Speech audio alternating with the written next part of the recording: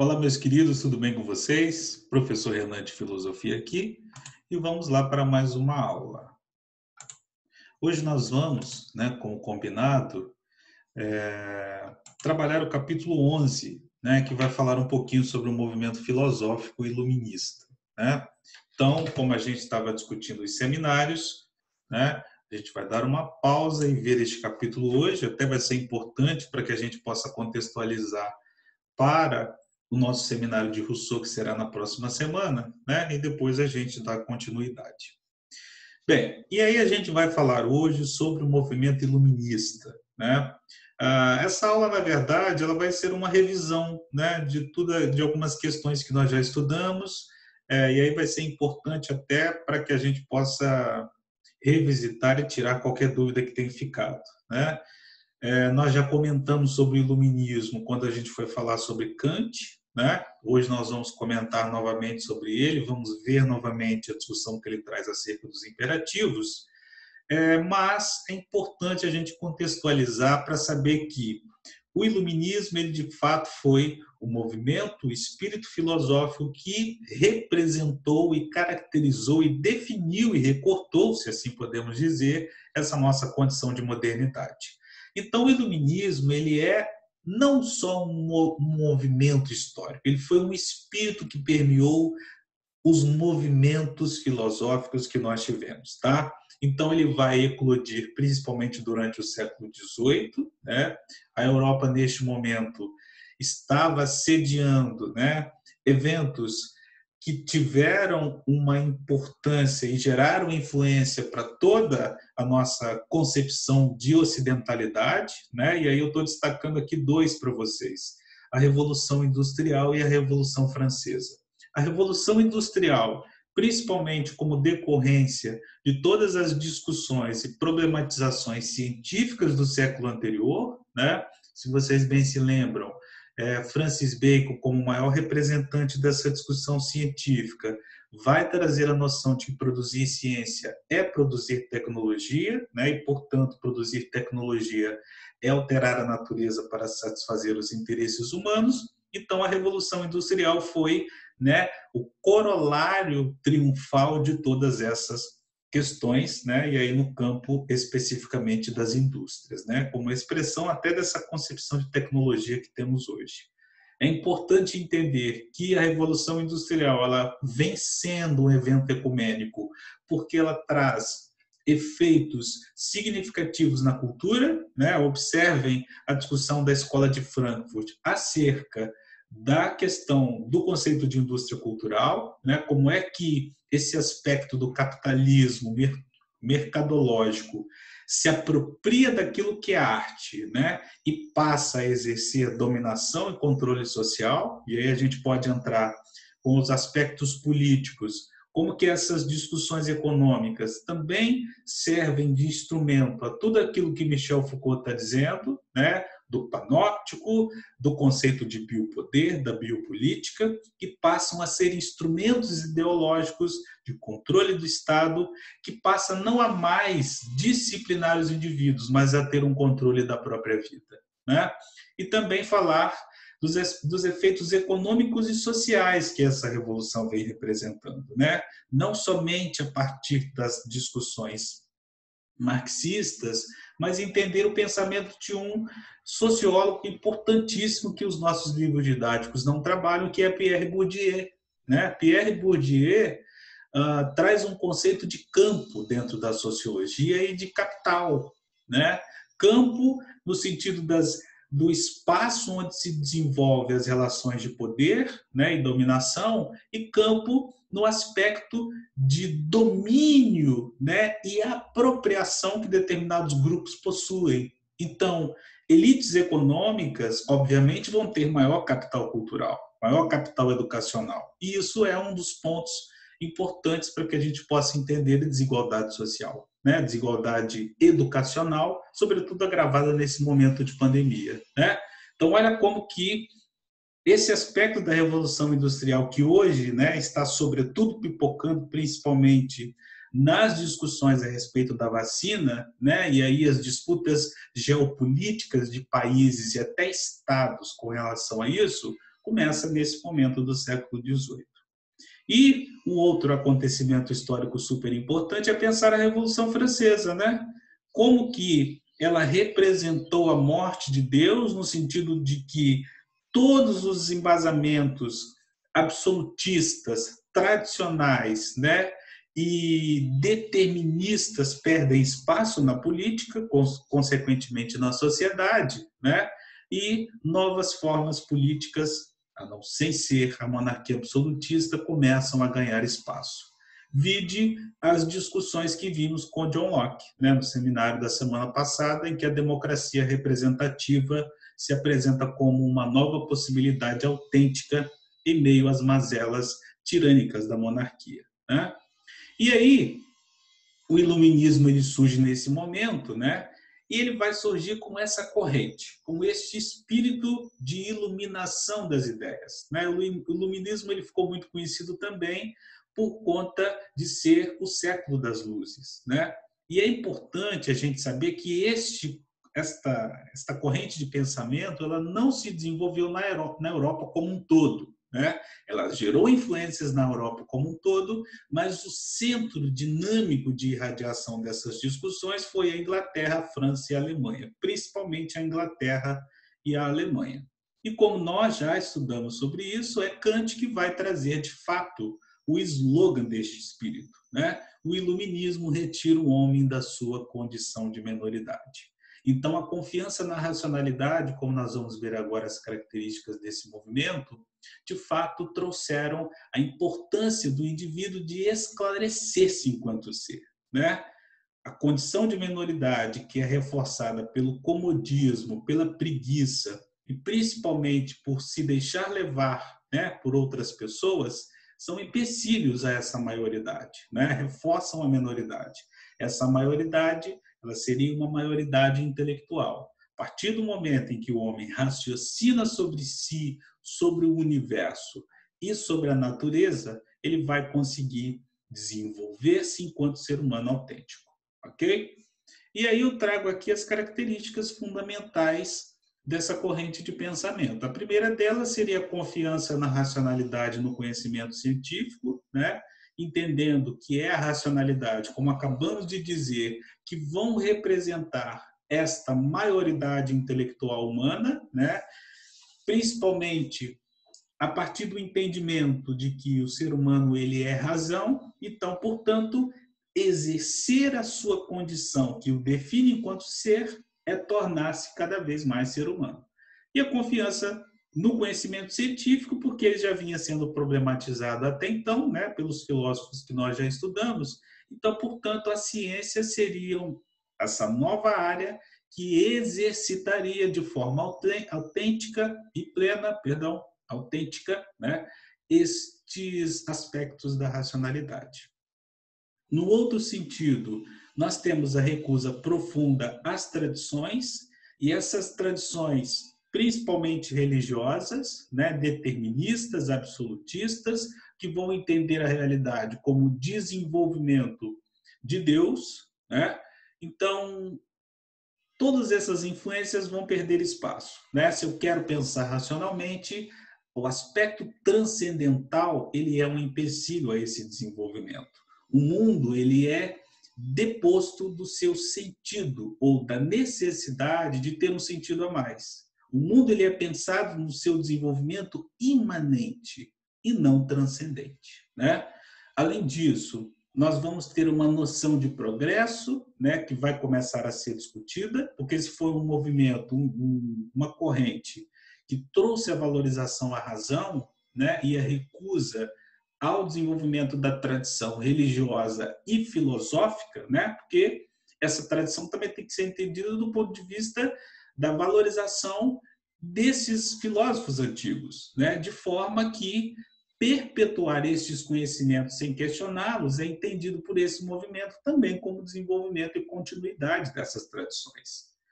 A partir dessa problematização racional, científica, começa a se pensar a noção de progresso. Como é que a humanidade ela pode caminhar junto à ciência, junto à razão? Então, esse essa corrente de pensamento ela teve uma intencionalidade ecumênica. Como é que a condição de civilização pode ser pensada? E pensada a nível universal. Pensada de forma que todos os povos, a humanidade, ela molde a sua forma de ver e de viver o mundo, né, os seus hábitos, costumes, tradições, leis, a partir desse espírito racional. Né? Além disso, vai haver um abandono expressivo às concepções metafísicas, né? Então, o mundo deixa de ter esse sentido a mais. Então, obviamente, né, todas as discussões de Santo Agostinho, de Platão, né, todas as raízes que vão interpretar que este mundo é uma cópia de uma outra realidade, elas vão perder espaço, né? Nesse sentido também, se vai se pensar racionalmente, então o ser humano ele é colocado como centro dessa discussão, né? O teocentrismo da filosofia medieval cristã ele perde ainda mais espaço por conta desse tópico, né? No sentido de que o antropocentrismo, a valorização ao humanismo é o objetivo central, eu diria que fulcral, né? Dessa corrente de pensamento. Então, se a preocupação principal, né, vai ser o ser humano na sua totalidade, é preciso entender e fomentar perspectivas de que pensemos como esse ser humano precisa ser tratado e visto dentro da sociedade. Então, o justnaturalismo, né, a problematização que nós vimos com Thomas Hobbes e também com John Locke, elas começam a tomar uma notoriedade muito grande, principalmente a partir da promulgação dos 17 artigos do Homem e do Cidadão. Do Homem e do Cidadão, exatamente. O movimento feminista também começa a surgir neste momento, porque essa discussão, que teoricamente teria uma concepção e uma intencionalidade universal, não representou isso, né? Nós vamos ver com o Jean-Jacques Rousseau que ele era um continuador de toda a discussão machista, né? Então, a necessidade de se garantir direitos a esses indivíduos também é um ponto forte dessas problematizações iluministas. E, a partir disso, cria-se a ideia do Estado de Direito, né? Qual é, dentro de uma concepção de democracia, o entendimento que se tem sobre o cidadão, né, de participação política. E, nesse sentido, a gente não pode deixar de esquecer, do ponto de vista político, a importância que Montesquieu tem com relação à organização política dessas democracias para garantir os direitos e a própria noção de Estado de Direito. Obviamente, não é Montesquieu, né, que formula essa ideia dos três poderes, né, o executivo, o legislativo e o judiciário. Como nós estudamos no seminário do Locke, nós vimos que o executivo e o legislativo já, né, estavam sendo problematizados, mas Montesquieu chama atenção com relação ao terceiro poder, a necessidade de se ter o judiciário que tenha poder de judicialização sobre as leis criadas e fiscalizadas e principalmente como forma de judicializar sobre as outras duas instâncias de poder. Algo muito presente hoje na nossa política, né? Observem como que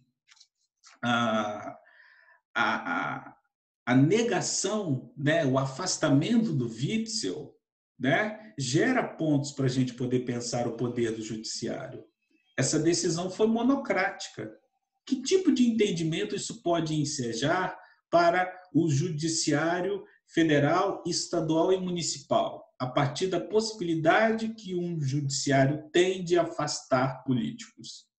E o impeachment? Como é que ficam essas decisões dentro de um chefe de Estado que foi democraticamente eleito? Né? Estou falando isso do ponto de vista jurídico, tá? Ideológico, político é uma outra esfera. Mas isso pode trazer, estou falando no âmbito democrático atual, problemas. E lembra do que eu disse? Que a família Bolsonaro ficaria quieta diante disso?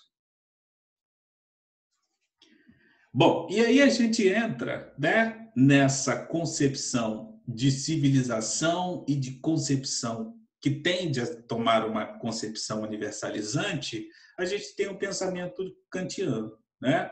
E aí Kant, como nós estudamos, ele vai ser o porta-voz do iluminismo, né? Escreve uma obra importantíssima, que é a Fundamentação da Metafísica dos Costumes, e ele vai discutir sobre a noção de boa vontade.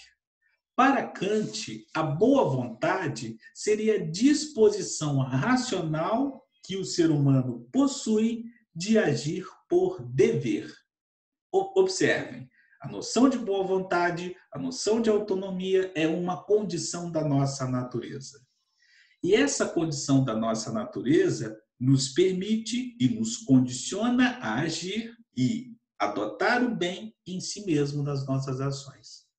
E isso, né, se é uma condição natural do ser humano, ela precisa tomar uma concepção universal. Lembra quando nós vimos que para Kant a liberdade ela se relaciona com a racionalidade? Por quê? Porque é livre aquele que escolhe agir conforme a razão. E ele denomina esse processo de autonomia, né? Então, a partir do entendimento, né, de que a concepção moral e ética dos indivíduos ela precisa ser formalista, né? Porque é um ponto que é preciso que a gente entenda que a concepção de Kant é de uma ética formal.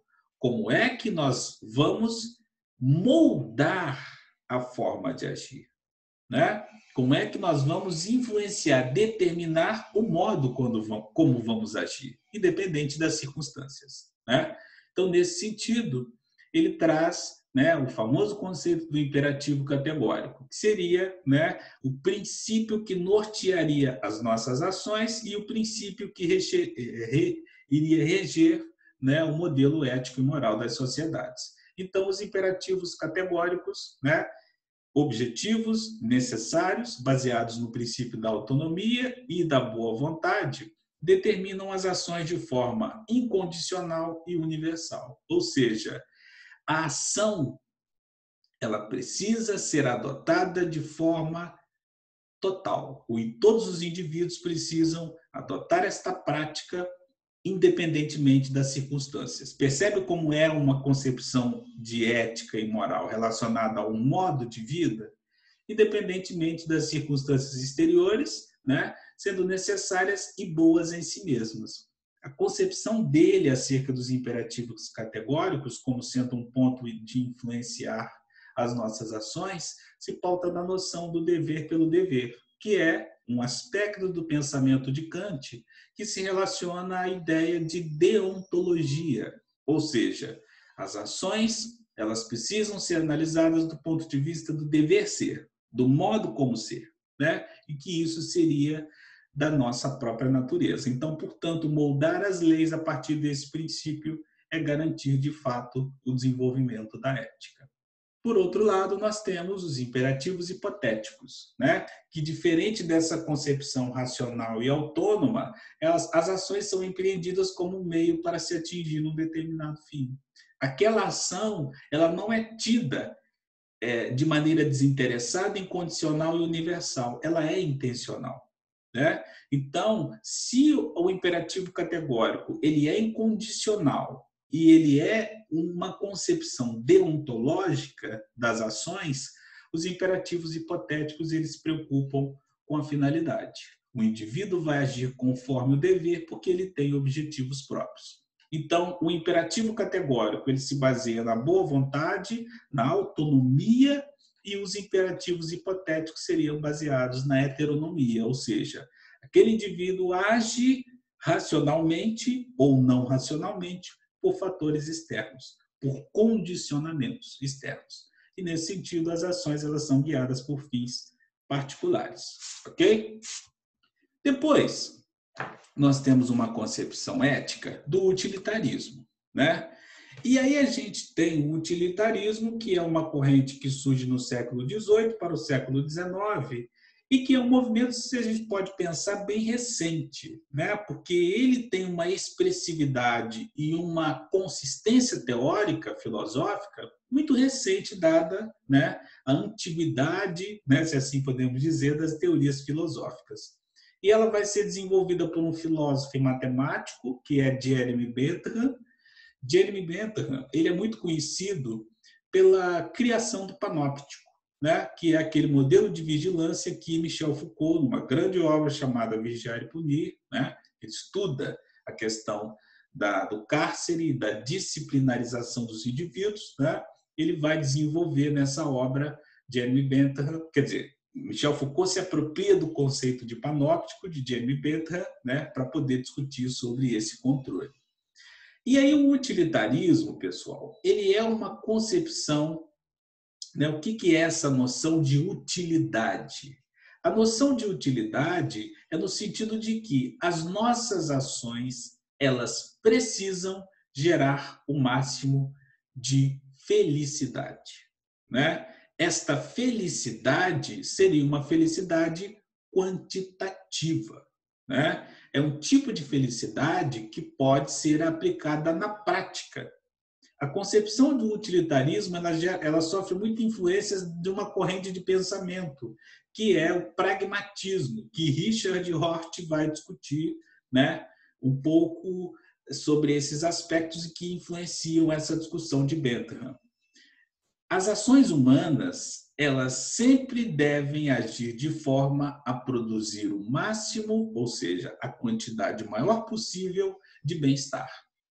O conceito que permeia essa discussão de Bentham é a ideia de maior quantidade, que ele denomina de quantum, né? Essa concepção de ética, ela é consequencialista, por quê? Porque diferente de Kant, que a concepção do imperativo categórico está relacionada ao modo como agir, aqui nós temos o fim. As ações, elas devem ser pensadas no seu princípio final. O que ela vai gerar, afinal, para mim? Né? Então, portanto, essa concepção ética do utilitarismo de Bentham, ela está trazendo uma espécie de princípio de ambição natural condicionante no ser humano. De maneira que, se ele antes, né, lá com Kant, vai pensar racionalmente, né, e porque ele já tem uma disposição racional de agir conforme a isso, aqui na concepção de Bentham, ele vai agir pensando no resultado, no fim último das ações que precisam gerar bem-estar e gerar felicidade, né? Ele também sofre influências aí de David Hume, como eu coloquei, né? Toda aquela discussão lá sobre utilidade, sobre o empirismo, e ele vai, como ele é matemático, ele vai trazer um cálculo felicífico, ou seja, essa felicidade ela pode ser calculada, né? Ela pode ser de fato ela pode ser de fato desenvolvida, né, fracionada. E aí seria, né, F é igual a P menos D, ou seja, a felicidade é um somatório da subtração de prazer, né, subtraindo-se das dores. Então, portanto, esse quantum, essa maior quantidade de bem-estar, de felicidade, ela se desenvolveria a partir do momento em que eu retiro as minhas dores. Essa concepção de Bentham, como eu disse, é uma concepção utilitária moral que é quantitativa, né? E, nesse sentido, é uma felicidade individualista e materialista. Por quê? Porque o bem-estar é algo totalmente particularista, né? E essa concepção do individualismo e materialismo também já acompanha as decorrências do momento histórico e do contexto histórico naquele momento, né? Já estamos caminhando aí para o desenvolvimento do capitalismo. Então, essa concepção utilitária também segue esse curso, né? Do desejo de consumir, né? Da valorização constante do eu. Por outro lado, dentro dessa mesma corrente, nós temos o pensamento de John Stuart Mill, né? E ele vai ter uma posição um pouco mais diferenciada com relação a Bentham. Ele vai trazer um utilitarismo qualitativo, ou seja, eu não posso pensar essas questões utilitárias somente do ponto de vista imediatista e quantitativo. Eu preciso ter uma noção reflexiva, racional e pensar que estes prazeres e estes bem-estar, ele precisa também ser intelectual. Ele precisa ser duradouro. Essa ação prática, ela também precisa ser a médio e longo prazo. E ele vai chamar a atenção para o desenvolvimento do que ele chama de areté, que seria a excelência moral humana. Eu vou pensar em como adotar esse princípio utilitarista e ter o máximo possível de felicidade e bem-estar, mas de acordo com a intelectualidade também. O meu fim, ele também precisa ser apontado para o aspecto da intelectualidade, né? John Stuart Mill, ele foi um filósofo e também cientista político, né? Então, ele vai chamar muita atenção com relação à participação política dentro de uma democracia e ele vai ser um dos filósofos importantíssimos na discussão sobre educação política, né? Então, para ele, essa concepção utilitária também tem um fim político, né? Tem um fim social. E mesmo que Bentham traga a ideia de que essa felicidade individual somada geraria felicidade coletiva, John Stuart Mill ele vai chamar atenção para o pensamento da situação em específico, né? Como é que o ser humano pode alcançar esse bem-estar e felicidade também de acordo com a intelectualidade. Um resumo bem simples. Se para Jeremy Bentham eu vou ficar feliz se eu tomar um sorvete do que eu ler um livro, para John Stuart Mill é melhor eu ler um livro ou tomar um sorvete enquanto eu leio um livro, ok?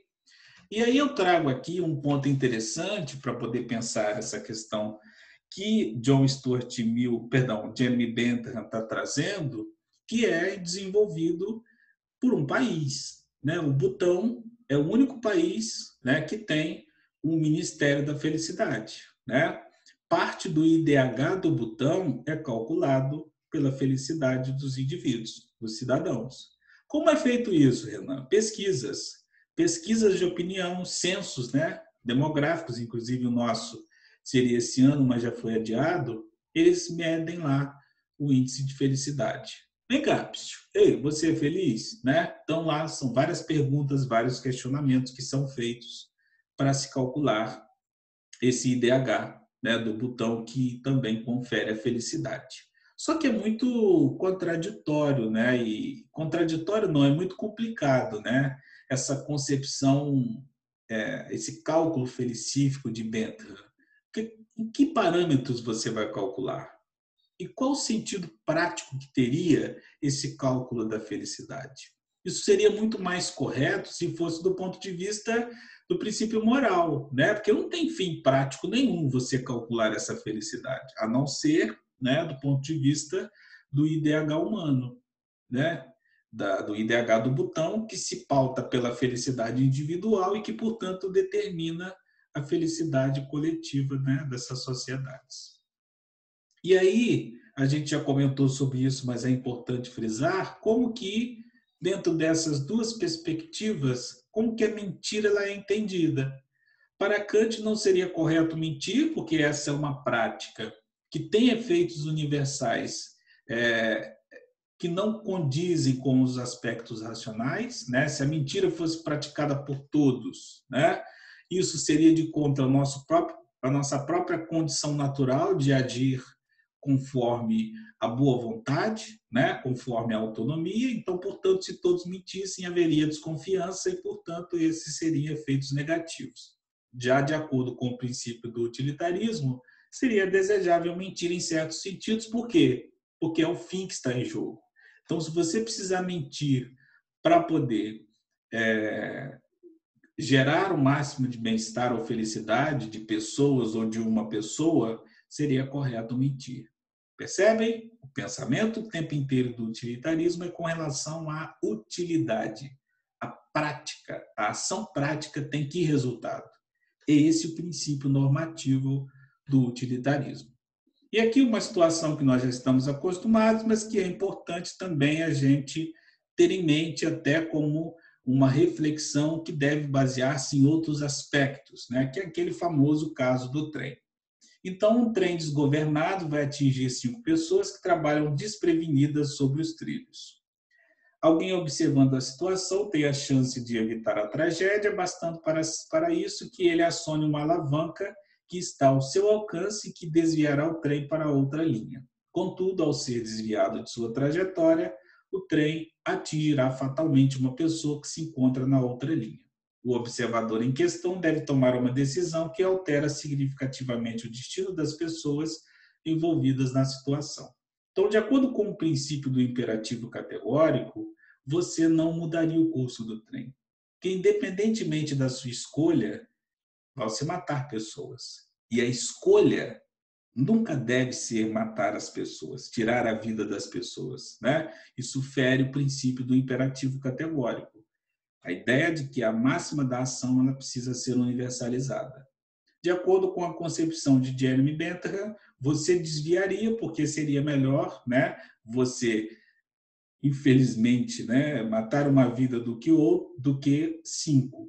Mas numa reflexão mais profunda, você também não desviaria o curso do trem, porque a sua ação de desviar deveria ser analisada na situação específica. Então, mesmo que matar 5 pessoas seja mais trágico do que matar apenas uma, também estão se matando pessoas, né?